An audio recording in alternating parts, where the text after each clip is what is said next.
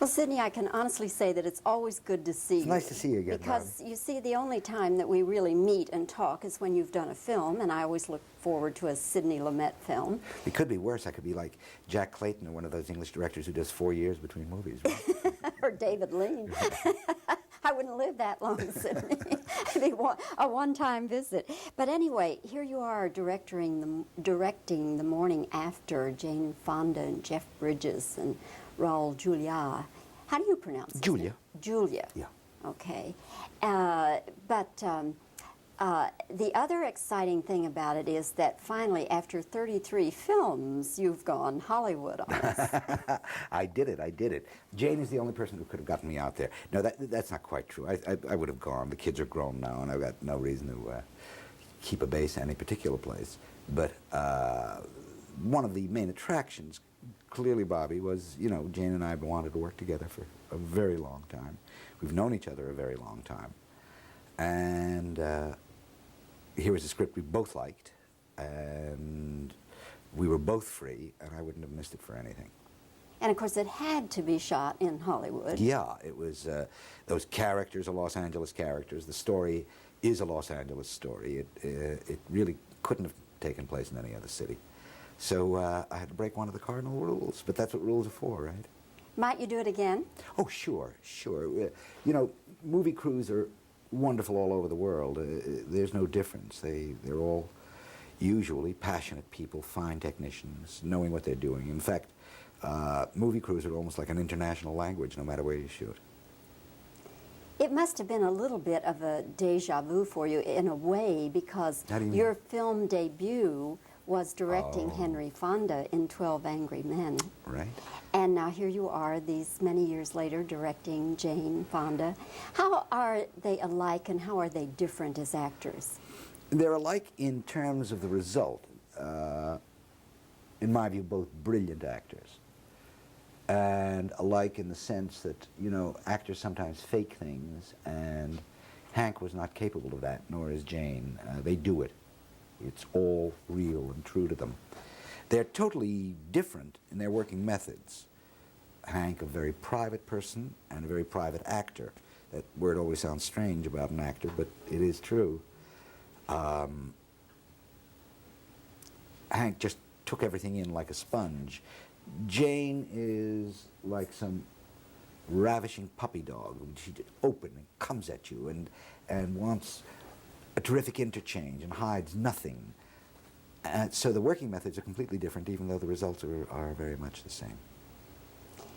Jane has said that she likes to study and you know, really go into a lot of background on the character, but that her father didn't. Mm-hmm. How did he know then? Well, there's a big difference here. There are those who rely on the imagination enormously, and those who need the facts. I think Jane needs the facts because I think she always begins with such doubt that she can do it. That by plunging into the facts, I think it gets her over the first hurdle of starting on the part. Hank, not having that, was just able to sit back and let his imagination take over, which can work just as well. I wonder if you have a favorite memory of Henry Fonda, that whenever Henry Fonda is mentioned, you just automatically think of or see him in a certain place. Yeah, very, very much so. You know, 12 Angry Men was my first movie, so my life and all the good things that have happened in it are just totally intertwined with Hank. And I remember the day before we began shooting on 12 Angry Men, we have what's called a backdrop, which is sort of this, you know, the shot of the city outside the window in the studio. And because we had no money for that movie, we had to paint one instead of being able to hire a photo mural. Also, in painting it, by lighting it differently, you could get both day and night, whereas the proper thing to do is to have a separate one for day and a separate one for night. But we didn't have the budget for that. We did that movie for $350,000.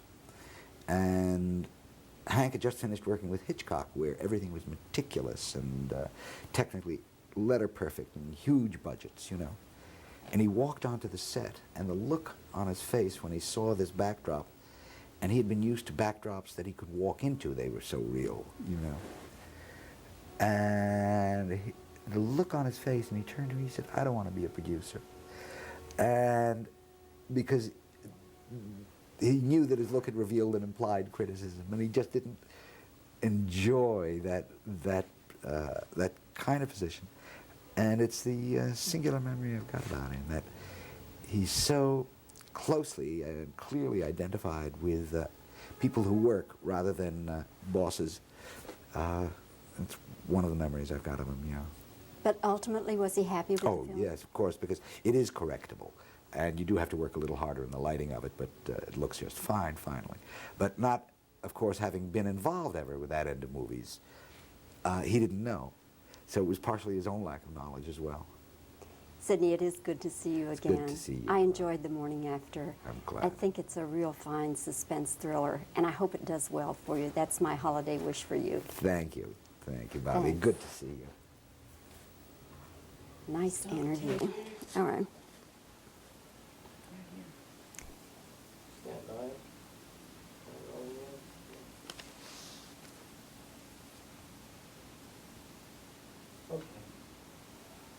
Well, Sidney, after 33 movies, you finally did it. You went Hollywood on us.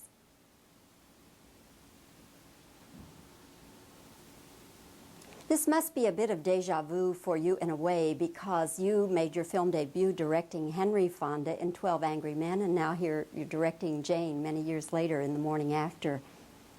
How, as actors, how are they alike and how are they different?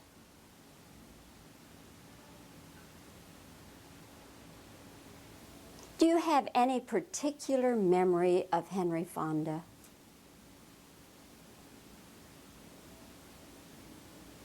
Jane has said that she's a person who really likes to prepare for her roles. And then she says her father didn't let me start again. Jane says that she likes preparing and studying for her roles, and that her father didn't particularly go into the background of his characters. Now I'll just give you reactions.